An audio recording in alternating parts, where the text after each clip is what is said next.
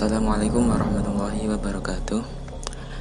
Kepada yang terhormat Bapak Muhammad Al-Hada Fuadil Habib S-Sosial, kemudian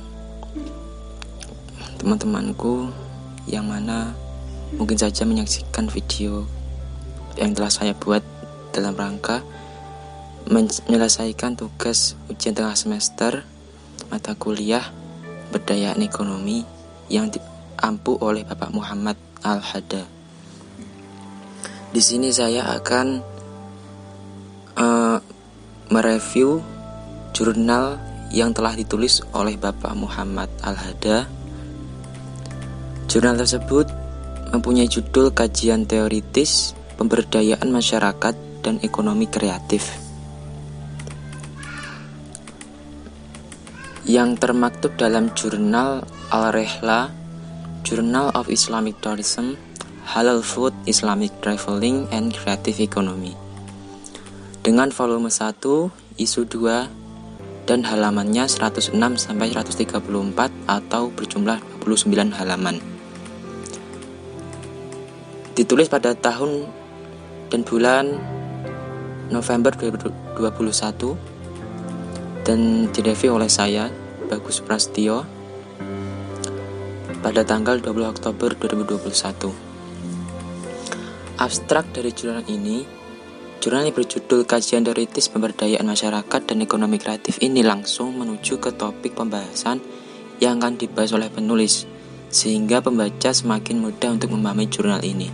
Abstrak dari jurnal ini berisi tentang bagaimana secara teoritis konsep pemberdayaan masyarakat, latar belakang munculnya konsep pemberdayaan masyarakat, teori-teori dalam melakukan pemberdayaan masyarakat seperti teori ABCD dan juga teori stakeholders, konsep peningkatan ekonomi masyarakat, konsep ekonomi kreatif, dan sebagainya.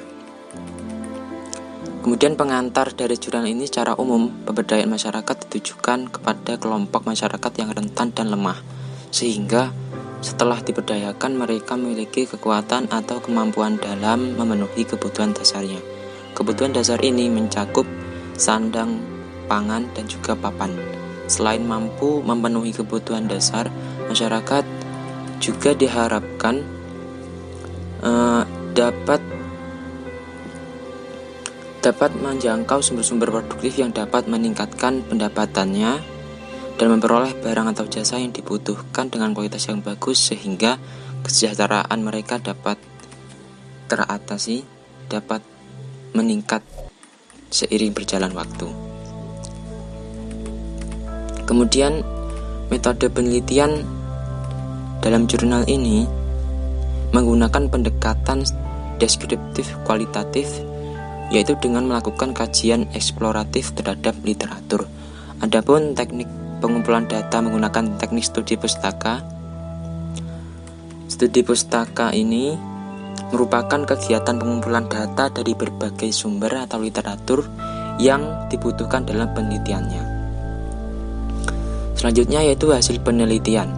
Hasil penelitian jurnal ini menjelaskan tentang beberapa teori pemberdayaan masyarakat yang dapat digunakan sebagai landasan teoritis studi-studi ataupun program pemberdayaan masyarakat. Adapun teori-teori tersebut diantaranya sebagai berikut. Yang pertama yaitu teori ABCD, Asset Based Community Development. Secara sederhana, pendekatan ABCD dapat didefinisikan sebagai sebuah pendekatan pemberdayaan masyarakat yang didasarkan pada aset lokal yang terdapat di suatu wilayah. Aset tersebut dikembangkan sehingga dapat memecahkan masalah-masalah yang terdapat di wilayah lokasi pemberdayaan yang dilakukan. Pemberdayaan masyarakat dengan menggunakan pendekatan ABCD ini akan mampu memberikan kesempatan kepada mitra atau masyarakat yang diberdayakan untuk mengatasi masalah-masalah yang dihadapinya dan menggunakan potensi yang dimiliki oleh masyarakat itu sendiri, sehingga akan menciptakan suatu kemandirian bagi masyarakat mitra tersebut. Yang kedua adalah teori stakeholders. Dalam konteks ini, pemberdayaan masyarakat dipahami sebagai suatu upaya yang ditempuh oleh pemerintah untuk mengembangkan, memandirikan, dan juga menswayadayakan masyarakat agar dengan tujuan untuk meningkatkan potensi daerah tersebut. Yang ketiga yaitu konsep peningkatan ekonomi masyarakat. Tujuan utama pemberdayaan masyarakat seringkali untuk meningkatkan ekonomi masyarakat. Peningkatan ekonomi ini dilakukan guna meningkatkan kesejahteraan masyarakat. Berbagai program pemberdayaan yang dilakukan oleh pemerintah, baik pemerintah pusat maupun pemerintah daerah, umumnya untuk meningkatkan ekonomi dengan cara meningkatkan pendapatan dari masyarakat. Yang keempat yaitu konsep ekonomi kreatif. Studi lain menjelaskan bahwa ekonomi kreatif merupakan suatu penciptaan nilai tambah berupa ekonomi, sosial, budaya, dan lingkungan dengan berbasis ide yang lahir dari kreativitas sumber daya manusia atau orang yang kreatif dan berbasis pemanfaatan ilmu pengetahuan termasuk warisan budaya dan teknologi. Kreativitas tidak sebatas pada karya dan yang berbasis ilmu pengetahuan dan teknologi, tapi juga terdapat pada engineering dan ilmu telekomunikasi dan yang lain sebagainya termasuk dalam zaman modernisasi ini. Terdapat 3 hal pokok yang menjadi dasar dari ekonomi kreatif, yaitu kreativitas, inovasi, dan penemuan. Yang kelima, tipologi masyarakat.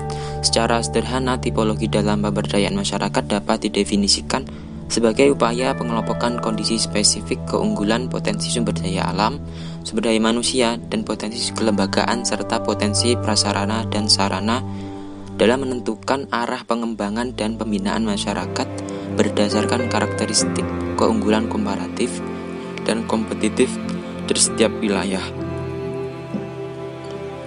Tipologi atau klasifikasi masyarakat ini secara umum meliputi 3 aspek, yaitu potensi dasar, tipe masyarakat, dan yang terakhir tipe perkembangan masyarakat.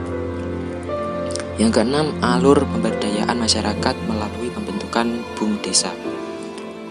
Badan usaha milik desa atau yang sering disebut dengan istilah BUMDesa atau juga BUMDes merupakan sebuah lembaga usaha desa yang dikelola oleh pemerintah desa bersama dengan masyarakat setempat. Tujuan dari pembentukan BUMDesa ini adalah untuk memperkuat perekonomian serta meningkatkan kesejahteraan masyarakat desa. BUMDesa biasanya dibentuk berdasarkan kebutuhan dan potensi yang dimiliki oleh tiap-tiap desa. Adapun untuk mengoptimalkan potensi BUMDesa perlu upaya pemberdayaan masyarakat yang baik. Bagian dilakukan oleh pemerintah, misalkan Dinas PMD, BUMN, lembaga sosial kemasyarakatan maupun pihak lainnya, ataupun juga usaha yang dilakukan oleh masyarakat itu sendiri dengan program pemberdayaan. Kemudian kesimpulan dari jurnal dan juga maksud saya dari review jurnal ini yaitu berdasarkan pemaparan yang telah dilakukan dapat disimpulkan bahwa munculnya konsep pemberdayaan masyarakat atau social empowerment sebagai akibat dari kegagalan konsep pembangunan development yang pernah diterapkan sebelumnya di Indonesia dan diterapkan di negara-negara berkembang Asia lainnya. Konsep pembangunan yang dibawa oleh paradigma ekonomi neoklasik ini begitu mendewakan industrialisasi dan mekanisme trickle down effect yang terbukti tidak mampu mensejahterakan masyarakat secara merata. Secara konseptual, pemberdayaan masyarakat didefinisikan sebagai konsep pembangunan ekonomi yang merangkum nilai-nilai sosial. Konsep ini juga mencerminkan paradigma baru pembangunan, yakni berpusat pada manusia, partisipatif, dan juga memberdayakan serta berkelanjutan. Adapun tujuan utama pemberdayaan masyarakat seringkali untuk meningkatkan ekonomi masyarakat dengan dilakukan pemberdayaan tersebut guna meningkatkan kesejahteraan masyarakat.